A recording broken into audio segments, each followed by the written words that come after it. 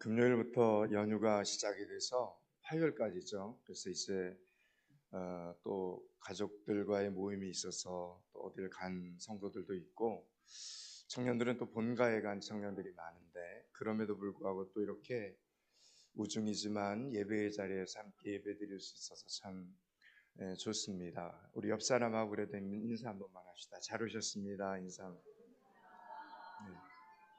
네. 네.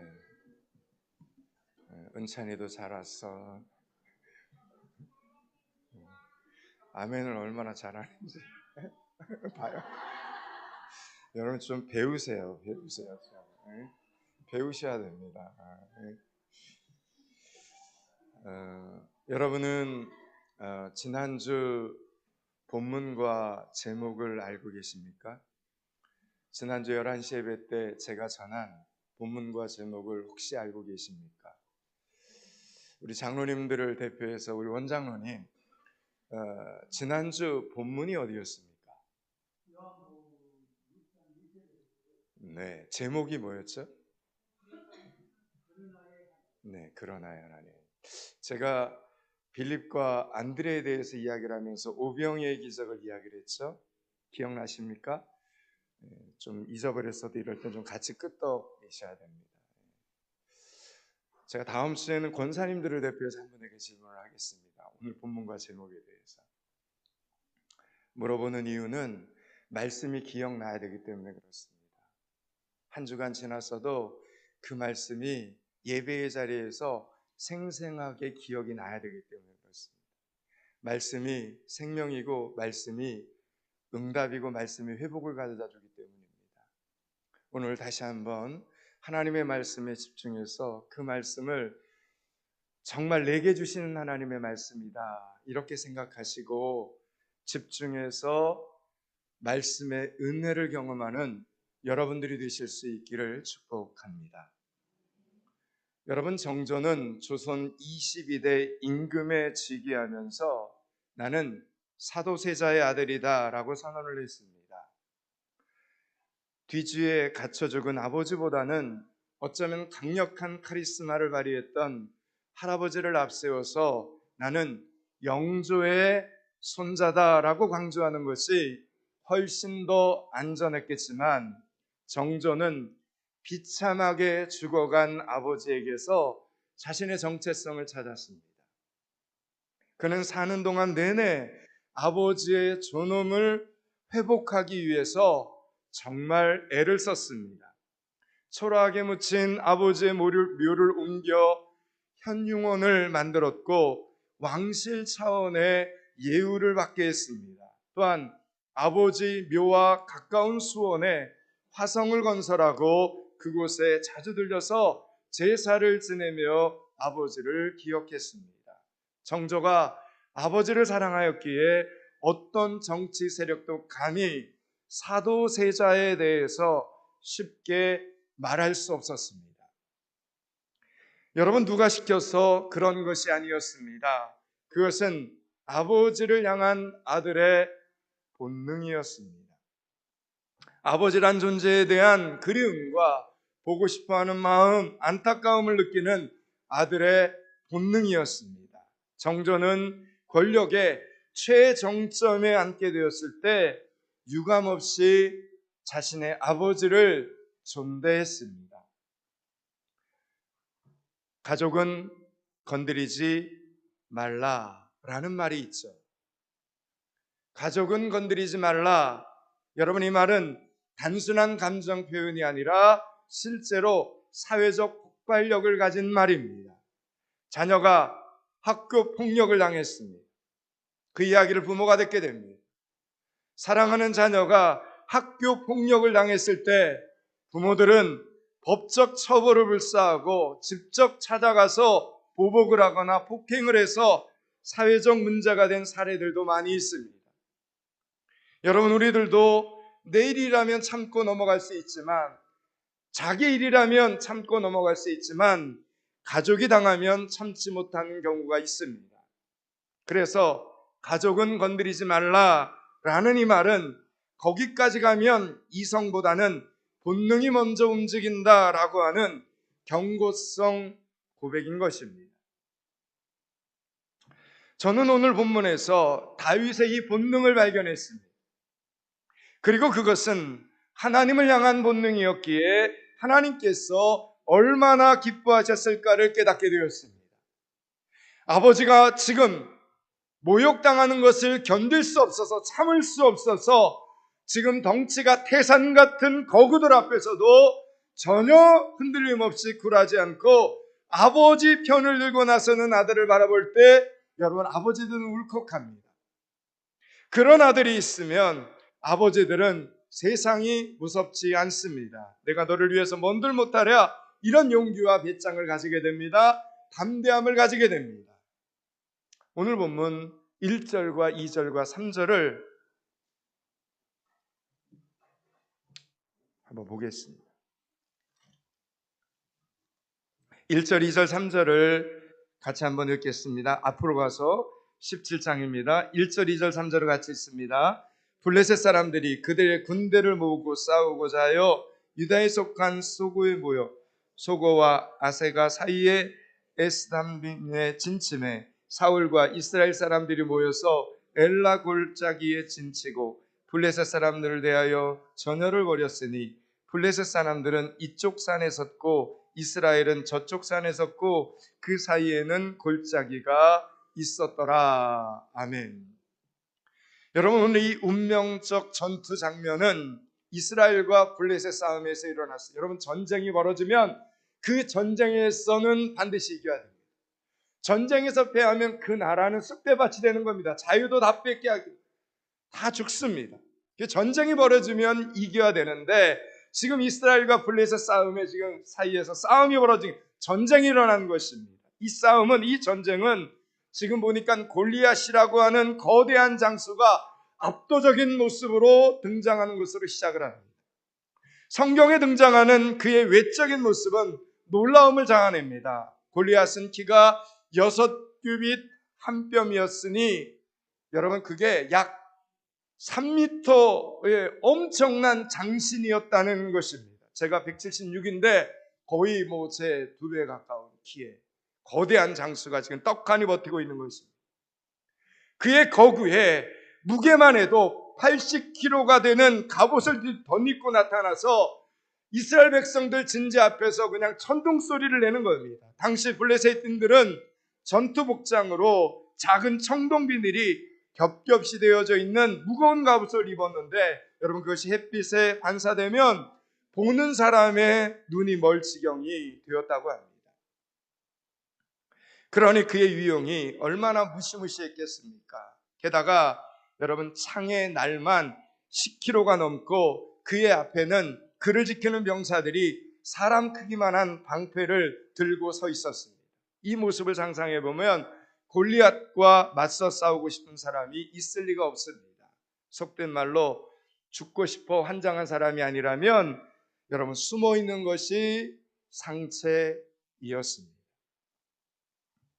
여러분, 성경은, 오늘 본문은 골리앗에 대해서 정확하게 우리에게 소개합니다. 그의 정체는 싸움을 거는 자였습니다. 그의 정체가 싸움을 거는 사람이었다는 것입니다.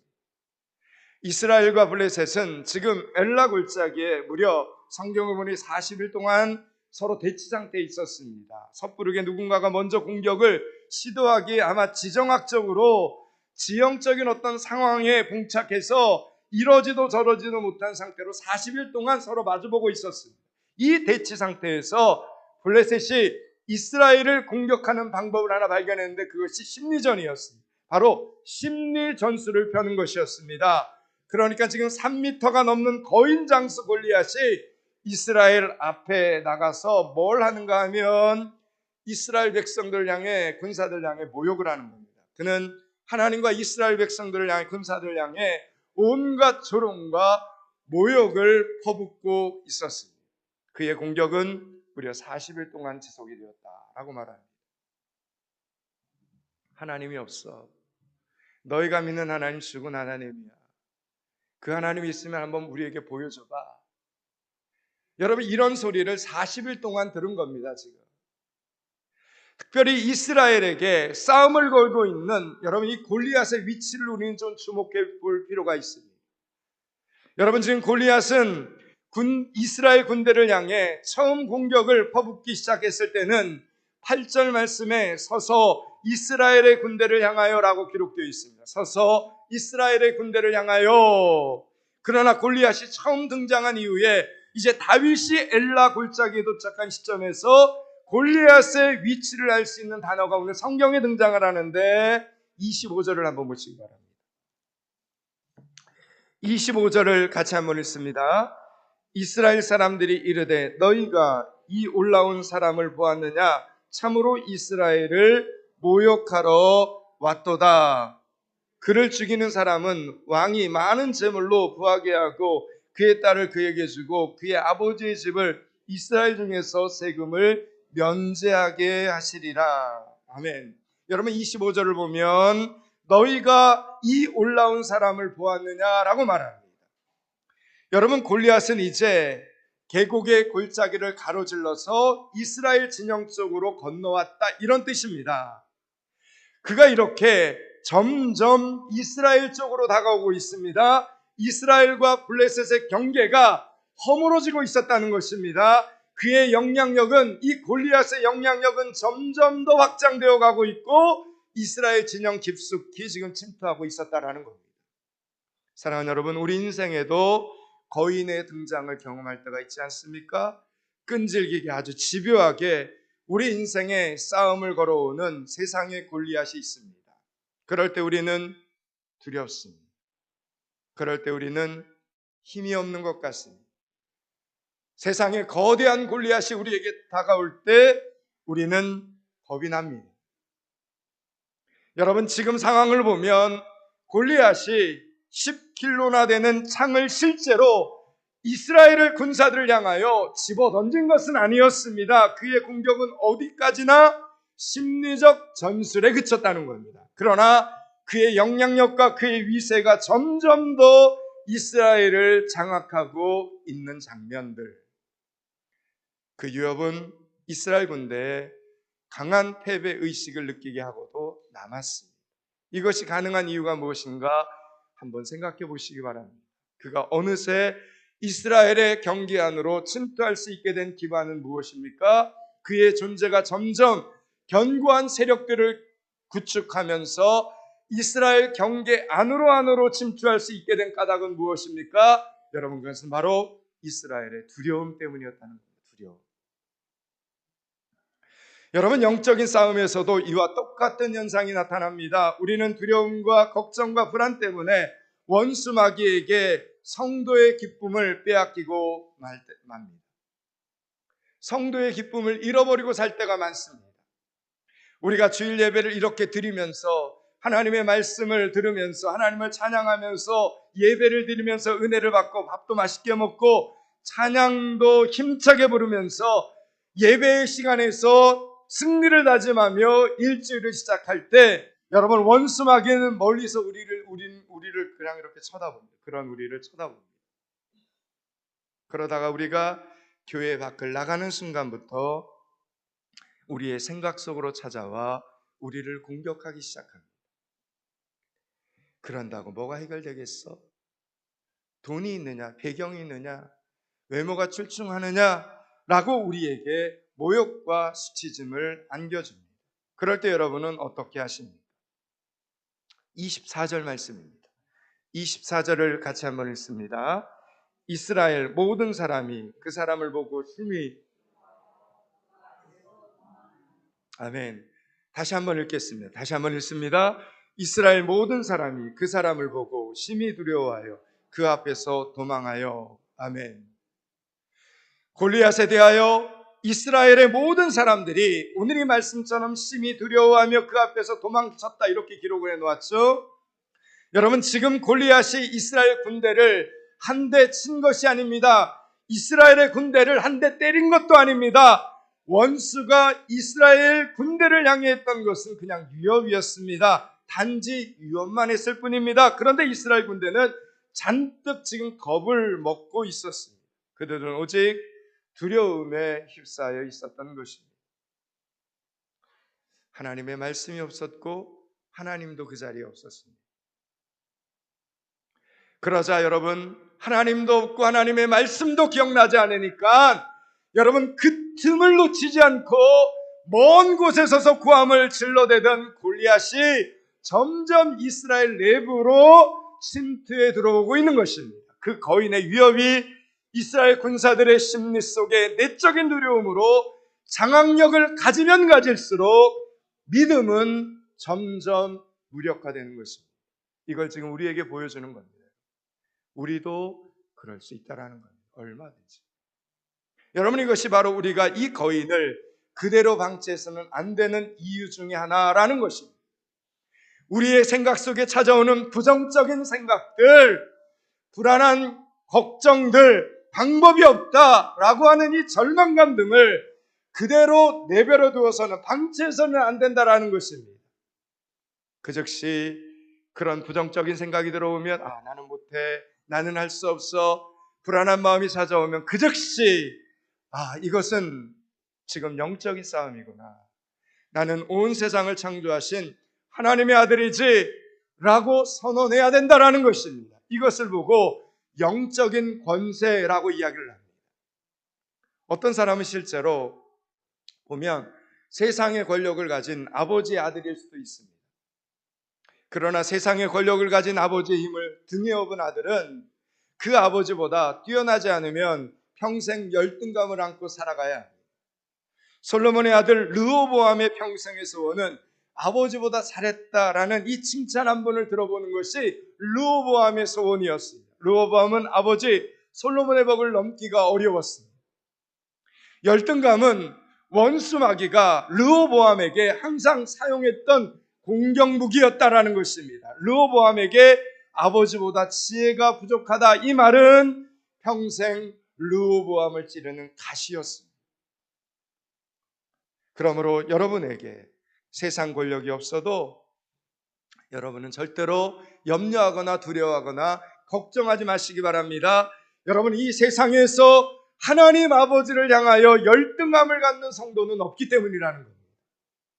전지전능하신 하나님이 나의 아버지가 되셨고 아들 예수 그리스도께서 나를 사랑하셔서 친히 목숨을 내어주셨습니다. 때문에 여러분의 마음속에 걱정과 불안과 수치심이 들어올 때, 여러분 그럴 때 믿음으로 담대히 선포하시기 바랍니다. 하나님이 나의 권력이다.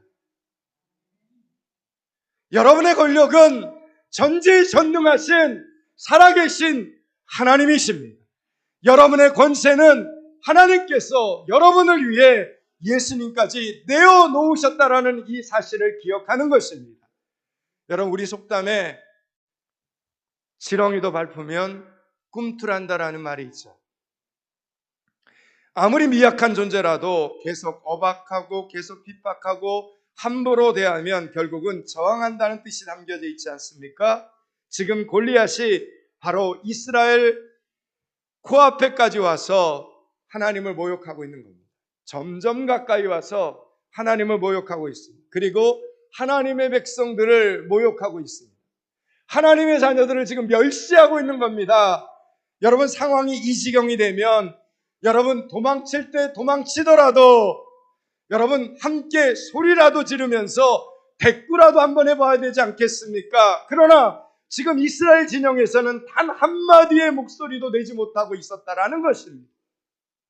어느 병사도, 어느 장수도, 어느 백성도 한마디도 하나님의 살아계심을 목소리 높여 이야기를 못했습니다. 지금 이스라엘 진영에서는 단 한마디의 목소리도 나오지 않고 있습니다. 이미 그들은 졌습니다. 생각에서 졌고 그리고 마음에서 졌습니다. 일주일에 3번씩 금식을 하고 하루에 3번씩 기도하고 거금을 들어서라도 1년에 3번씩 예루살렘 성전에 와서 반드시 제사를 드리며 섬기는 그 하나님께서 지금 처절하게 지역적으로 조롱을 받고 있는데도 불구하고 저들은 입을 꽉 다물고 있었습니다. 왜 저들은 두려워하기만 하고 분노하지 않았던 것입니까? 그들은 자신과 하나님 사이에 어떠한 하나님의 말씀에 적용도 하지 않고 있었기 때문이라는 거예요. 자신들과 하나님의 관계가 어떤 관계인지를 지금 잊어버렸던 것입니다. 그래서 저들은 하나님과 상관이 없었습니다. 지금 이 시간에는 그들은 전혀 하나님과 상관이 없는 사람들이었습니다. 그러니까 하나님이 이렇게 멸시를 당해도 열불이 나지 않았던 겁니다. 그런데 이때 죽으면 죽었지, 나는 절대로 가만히 있을 수 없어, 나는 절대로 잠잠할 수 없어 하는 소년 하나가 등장을 합니다. 이 순간에 골리앗보다도 키가 엄청 작고 골리앗보다도 몸집이 얼마나 작은지 갑옷도 입을 수 없고 칼도 창도 방패도 아무것도 없었지만 골리앗을 더 이상 두고 볼 수 없었던 소년 하나가 등장을 해요. 누굽니까? 다윗입니다. 오늘 본문의 주인공 다윗이 등장합니다. 여러분, 이때 다윗은 어른이 아닙니다. 소년입니다. 소년 다윗은 골리앗의 그 말을 듣는 순간 피가 거꾸로 솟는 것 같았습니다. 왜 그렇습니까? 골리앗이 감히 누구를 건드렸기 때문입니까? 내 가족을 건드렸기 때문입니다. 다윗에게 하나님은 아버지였습니다. 하나님 아버지였습니다. 내 아버지의 이름이 지금 땅에 떨어지고 있었기 때문이라는 겁니다. 그래서 다윗은 본능적으로 이렇게 외치는 겁니다. 골리앗을 향해, 적진을 향해 본능적으로 나의 아버지를 모욕하는 그 백성들을 향해 이렇게 외칩니다. 여러분, 그 유명한 말씀을 함께 선포하겠습니다. 45절, 46절, 47절입니다. 오늘 본문 45절, 46절, 47절을 같이 한번 읽습니다. 다윗이 블레셋 사람에게 이르되 너는 칼과 창과 단창으로 내게 나오려니와 나는 만군의 여호와의 이름 곧 내가 모욕하는 이스라엘 군대 하나님의 이름으로 내게 나아가노라. 오늘 여호와께서 너는 내 손에 넘기시리니 내가 너를 쳐서 내 목을 베고 블레셋 군대의 시체를 오늘 공중에 세워 땅에 들짐승에게 주어 온 땅으로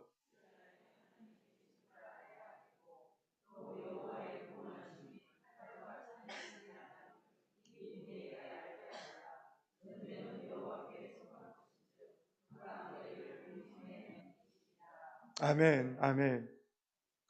여러분, 지금 다윗은 죽으려고 작정을 한 것일까요? 아니면 살려고 작정을 한 것일까요? 여러분, 다윗의 관심은 자기의 목숨이 아니었습니다. 나는 어떻게 되어도 괜찮아 라는 겁니다. 하나님의 이름이, 나의 아버지 하나님의 이름이 모욕당하는 이 판국에서는 내 목숨도 아깝지 않다라는 신앙 고백이었던 것입니다. 사랑하는 여러분, 여러분에게 묻겠습니다. 살아계신 하나님께서 다윗이 하는 이 말을, 다윗이 하는 이 신앙 고백을 하나님께서 들으셨겠습니까? 안 들으셨겠습니까? 네, 들으셨습니다. 정확히 들으셨습니다. 그러면 이렇게 하나님을 편들고 나선 다윗의 말을 들으신 그 하나님 아버지께서 다윗에게 전 세계를 다 준다 한들 하나님이 아까우시겠습니까? 하나님의 명예를 지키려고 뛰어나간 17살의 이 어린 소년 다윗을 여러분, 하나님께서 지켜주시겠습니까? 그냥 방관만 하시겠습니까? 여러분이 다윗을 너무 영웅시해서 그래도 다윗이니까 할 수 있었지, 여러분 이렇게 생각하면 안 됩니다. 여러분, 다윗도 우리와 똑같은 사람입니다. 우리와 똑같은 인간입니다. 군대 징명 선발에서조차 제외되었던 이 연수한 소년이 지금 신장이 3m나 되는 거인 장수에 맞서는 일이 여러분 과연 두려운 일이 아니겠습니까? 여러분, 다윗은 초능력자가 아닙니다. 다윗은 슈퍼맨이 아닙니다. 칼에 찔리면 피가 나고 넘어지면 다리가 부러지는 연약한 인간입니다. 저희와 똑같습니다. 우리와. 그런데 여러분, 이 순간 다윗에게는 두려움이 끼어들 틈이 없었던 거예요. 두려움보다 먼저 분노가 일어났습니다. 감히 살아계신 내 하나님을 모욕하는 자는, 감히 살아계신 내 아버지 하나님을 모욕하는 자는 나도 하나님도 용서할 수 없다, 이렇게 결정을 내린 것입니다. 이 결정에는 이기고 지는 예측이 끼어들지 않았습니다. 지금 이 결정에는 앞뒤 상황에 대한 계산이 끼어들지 않았습니다. 이 결정은 정확히 말해 본능이었습니다. 이것은 하나님을 향한 다윗의 본능이었습니다. 아버지 하나님을 향한 자녀의 본능이었다는 것입니다. 사랑하는 여러분, 우리는 위험에 빠진 자녀들을 구하기 위해서 괴력을 발휘하는 부모들의 이야기를 종종 들은 적이 있습니다. 그들의 이야기는 불길 속에서도, 폭풍 가운데서도, 숨막히는 위험 속에서도 자신을 돌보지 않습니다. 부모니까. 제대로 된 부모들은 그렇습니다. 우리는 그들이 부모라는 이유로 불 가운데로, 물 가운데로, 위험천만한 상황 가운데 아무런 계산 없이 자신의 몸을 던지는 것에 대하여 아무도 미련하다 비난하지 않습니다. 그냥 당연하게 생각이 됩니다. 너무 이해가 가죠. 만약에 그들이 이 상황에서 구경꾼이 되었다면, 혀를 끌끌 차고만 말았다면, 팔짱을 끼고 어쩔 수 없다고 고개를 젓고 있었다면, 여러분, 그들은 더 이상 부모가 아닙니다. 그것은 결코 사랑이 될 수 없습니다. 사랑이라면 그럴 수 없습니다. 지금 엘라 골짜기의 사울 왕과 그의 군대가, 이스라엘 군대가 보여준 것은 단지 두려움이 아니었습니다. 단지 두려움에 벌벌 떨며 전의를 상실한 나약한 군대의 모습이 아닙니다. 본질적으로 그들은 하나님과 관계없는 삶을 살았습니다. 하나님과 아무런 상관이 없는 사이였다라는 것입니다. 여러분은 어떻습니까? 여러분은 하나님과 어떤 사이입니까? 그분이 정말 여러분의 아버지이십니까? 여기까지가 오늘 본문의 전체 메시지입니다. 이제 말씀을 마치려고 합니다. 사랑하는 여러분, 오늘은 어린이 주일입니다. 어린이는 자라서 어른이 됩니다. 어떤 어른이 될까요? 여러분은 어떤 어른이십니까? 세상 사람들이 하나님이 없어 라는 소리를 해도 가만히 듣고만 있으면서 그래, 그럴 수도 있지 라고 고개를 끄덕이고 있는 어른은 혹 아니십니까? 혹시 하나님과 여전히 아무 상관이 없는 어른은 아니십니까? 세상 사람들이 하나님을 향하여 함부로 말하는 것을 결코 참을 수 없어서 기도하고 전도하는 어른이십니까?